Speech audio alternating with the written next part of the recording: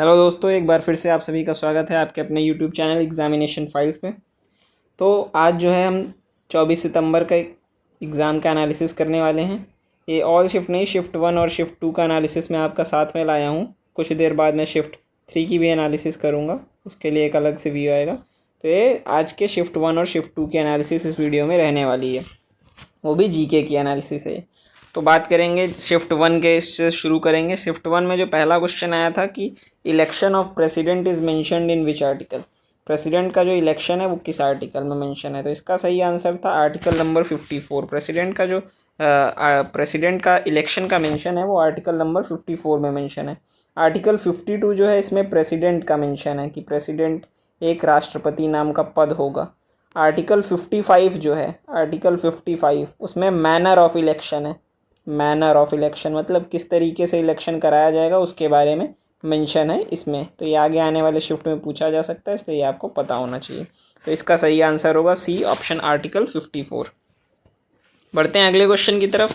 Which country will host the 2031 ODI world cup. ODI world cup कौन 2021 का host करेगा, तो ये इंडिया और बांग्लादेश होस्ट करने वाले हैं। इसके अलावा जो अभी 2023 का वर्ल्ड कप हुआ, ये किसने होस्ट किया है, ये इंडिया ने होस्ट किया था अकेले।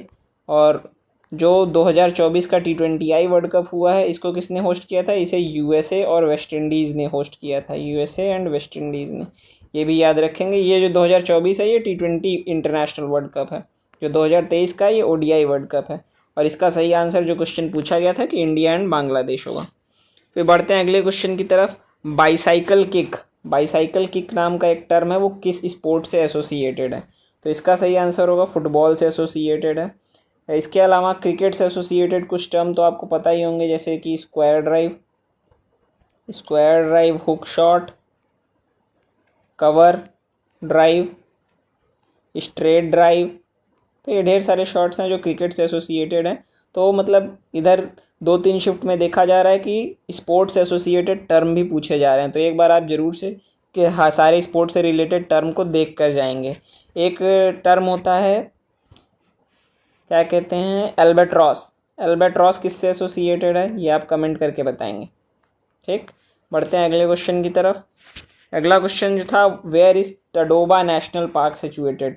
टडोबा नेशनल पार्क कहाँ पे सिचुएटेड है, तो इसका सही आंसर था महाराष्ट्र। महाराष्ट्र में टडोबा नेशनल पार्क। इसके अलावा आप बताएंगे कि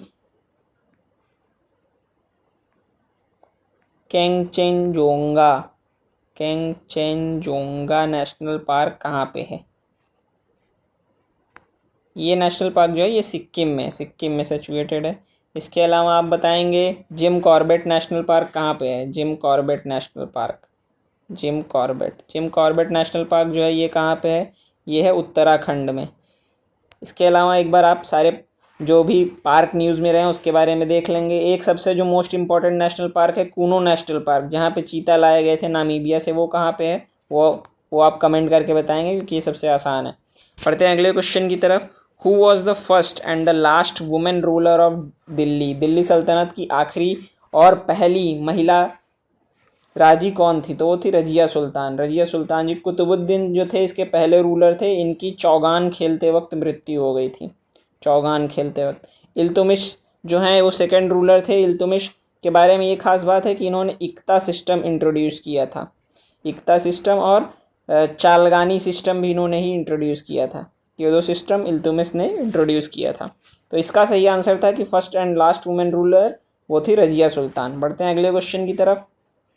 Mahendra Varman first who was defeated by Pulakeshin second belongs to. Mahendra Varman first जो हैं वो किस डायनेस्टी को बिलोंग करते थे, महेंद्र वर्मन फर्स्ट। तो इसका सही आंसर था पल्लव डायनेस्टी, पल्लव डायनेस्टी को बिलोंग करते थे और इनको पुलकेशिन सेकंड ने हरा दिया था। पढ़ते हैं अगले क्वेश्चन की तरफ जो शिफ्ट में आया था। अमजद अली खान को 2001 में कौन से अवार्ड से नवाजा गया था, तो इसका सही आंसर था पद्मश्री से। AIKS ऑल इंडिया किसान सभा किसने फाउंड की थी, ऑल इंडिया किसान सभा ये सहजानंद सरस्वती जी ने फाउंड की थी। इसका सही आंसर सी ऑप्शन था। बढ़ते हैं अगले क्वेश्चन की तरफ। लार्जेस्ट फ्रेश वाटर लेक, तो लार्जेस्ट फ्रेश वाटर लेक जो है वो वूलर लेक है, बी ऑप्शन इसका सही है। सांभर लेक जो है ये लार्जेस्ट सलाइन वाटर लेक है। ये सांभर लेक कहाँ पे है, ये राजस्थान में है, राजस्थान में। तो ये आगे आने वाले शिफ्ट में पूछ सकता है सामर लेक के बारे में, इसलिए ये आपको याद रखना चाहिए। अगले क्वेश्चन की तरफ पढ़ते हैं। विच नेशनल, NW का मतलब है यहाँ पे नेशनल वाटरवे, नेशनल वाटरवे। पूछा गया था कि महानदी डेल्टा पे कौन सा नेशनल वाटरवे बना है, तो इसका सही आंसर था नेशनल वाटरवे नंबर 5। एक बार सारे नेशनल वाटरवे एक बार जरूर से देख लेंगे आप। बढ़ते हैं अगले क्वेश्चन की तरफ। Highest law officer in India, highest law officer India का कौन होता है? Attorney general. इसका मेंशन किस आर्टिकल में मिलता है? तो इसका मेंशन मिलता है आर्टिकल नंबर 76 में। एडवोकेट जनरल जो होता है वो स्टेट का हाईएस्ट ऑफिसर होता है, ठीक, किसी भी राज्य का highest law officer. Attorney general जो है ये प्राइवेट प्रैक्टिस भी कर सकता है। पढ़ते हैं अगले क्वेश्चन की तरफ। विच union territory has highest population density, population density किसकी ज़्यादा है?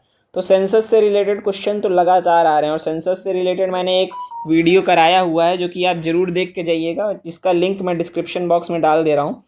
क्योंकि सेंसस से रिलेटेड ज़्यादातर शिफ्टों में, मतलब 2-3 शिफ्ट में क्वेश्चन देखे जा चुके हैं और फिर से सेंसस से क्वेश्चन आया। इसका सही आंसर तो वैसे दिल्ली होगा, दिल्ली में हाईएस्ट पॉपुलेशन डेंसिटी थी, और ये मैंने कराया भी हुआ है, एक बार आप जरूर देख लेंगे। तो ये यहाँ पे शिफ्ट 1 का एनालिसिस खत्म होता है जीके का। बढ़ते हैं शिफ्ट 2 के एनालिसिस की तरफ। अब हम यहाँ से शिफ्ट 2 के एनालिसिस करेंगे। शिफ्ट टू में जो पहला क्वेश्चन था वो था what was real name of Mughal ruler Babur, Babur का असली नाम क्या था? तो इसका सही आंसर था ज़हीरुद्दीन मोहम्मद। सही आंसर हो जाएगा, बाबर का असली नाम था ज़हीरुद्दीन मोहम्मद। बढ़ते हैं अगले क्वेश्चन की तरफ। कैग का मेंशन, कैग यानी होता है controller and auditor general, controller and auditor general. तो इसका मेंशन किस आर्टिकल में मिलता है ये पूछा गया था, तो इसका सही आंसर था आर्टिकल 148। बढ़ते हैं अगले क्वेश्चन की तरफ। BR अम्बेडकर ने टेम्पल एंट्री मूवमेंट किस ईयर में स्टार्ट की थी? तो इसका सही आंसर था 1927। अगले क्वेश्चन की तरफ बढ़ते हैं। In 1912 in Bihar where did Congress session held, Congress session 1912 में कहाँ पे हुआ था बिहार में? तो इसका सही आंसर था पटना में हुआ था। अगले क्वेश्चन की तरफ बढ़ते हैं। Which month is coldest month in north India, north India का कोल्डेस्ट मंथ कौन सा होता है?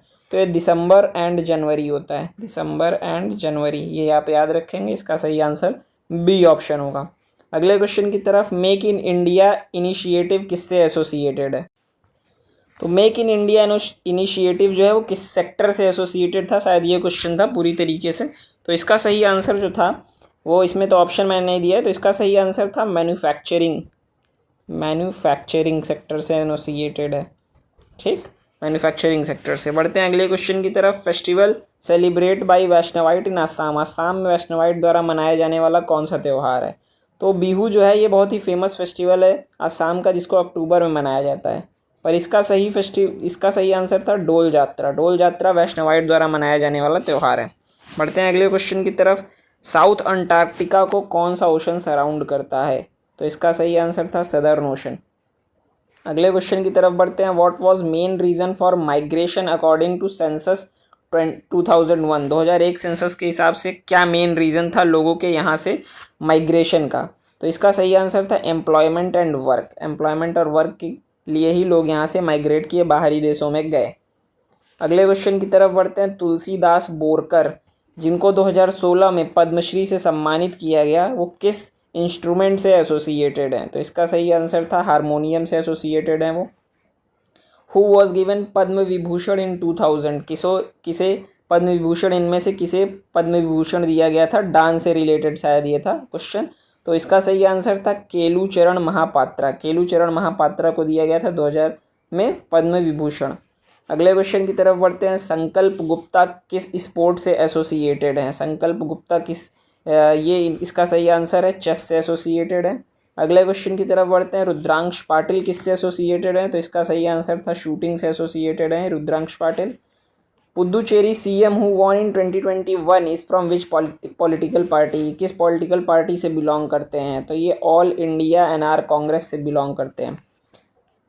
एक और question. Which state cattle preservation bill 2021 with international boundaries, किस राज्य में कैटल प्रिजर्वेशन बिल 2021 में आया था? तो उसका सही आंसर था असम।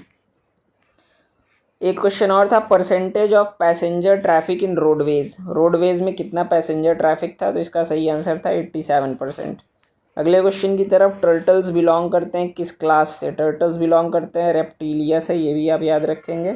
इसके अलावा रेप्टिलिया के अलावा एव्स जो होता है, ये क्या होता है, एव्स में बर्ड्स आती हैं, एव्स में बर्ड्स आते हैं। एम्फीबियंस में क्या आते हैं, फ्रॉग्स, जो कि लैंड और वाटर दोनों में रह सकते हैं।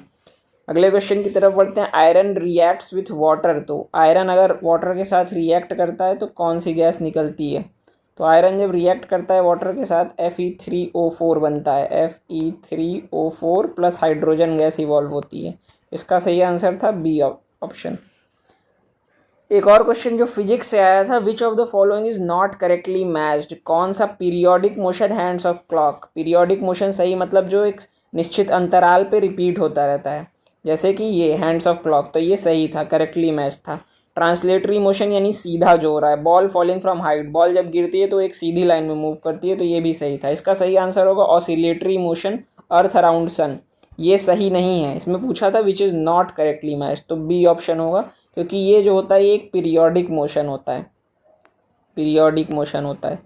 तो इसके अलावा कुछ क्वेश्चन और पूछे गए थे, जैसे कि आपसे एक फंडामेंटल राइट से एसोसिएटेड क्वेश्चन था कि फंडामेंटल राइट से के रिकॉर्डिंग कौन सा गलत है, उसमें शायद फंडामेंटल राइट जो था वो पूछा था, दिया था यूके से एसोसिएटेड है, जबकि यूएसए होगा, तो वो गलत आंसर हो जाएगा।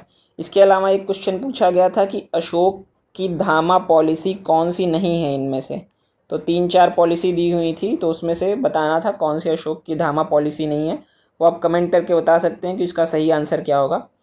तो इस वीडियो में बस इतना ही, थैंक यू।